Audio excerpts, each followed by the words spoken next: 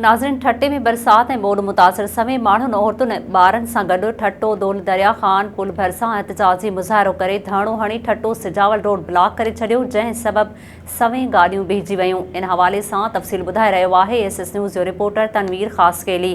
जी तनवीर, छा तफ़सील आहिनि? जी बिल्कुल, ठट्टो पठान कॉलोनी वारे इलाइक़े संधू दरिया जे कच्चे वारे इलाइक़े जे ॿोॾि मुतासिरीन ठट्टो सिजावल पठान कॉलोनी वारे मेन नेशनल हाईवे रोड ते एहतिजाजी मुज़ाहिरो करे धरणो हणी वेही रहिया, जिते रोड ठट्टो ऐं सिजावल खां ईंदड़ वेंदड़ ट्रैफ़िक जेकी उहा मुअतल रही। 2 कलाक खां मुसलसिल जेको गाॾियुनि जूं कतारूं लॻल हुयूं, जंहिंखां पोइ जेको आहे सॼो ठट्टो असलम गुगो ऐं DSP ठट्टो अफ़ज़ल मुग़ल जेको मौक़े दड़े वारे हंधि पइजी जेको मुज़ाहिरनि सां ॻाल्हियूं करण खां पोइ जेको आहे सो रोड खोलायो वियो ऐं ट्रैफ़िक जेका मुअतल रही उनखे खोलायो वियो ऐं मुज़ाहिरनि खे राशन ऐं टेंट न मिलण ख़िलाफ़ जेको आहे सो एहतिजाज कयो वियो, जंहिं ते पुलिस जे अमलदारनि रोड खोलाए ट्रैफ़िक बहाल कराए छॾी आहे। जी तनवीर ख़ासकेली, तफ़सील ॿुधाइण जे लाइ तव्हांजी महिरबानी। नाज़रीन, वधीक ख़बरुनि ऐं अपडेट्स जे लाइ ॾिसंदा रहो SS न्यूज़ वेब चैनल। असांजे चैनल खे लाइक ऐं सब्सक्राइब करणु न विसारींदा।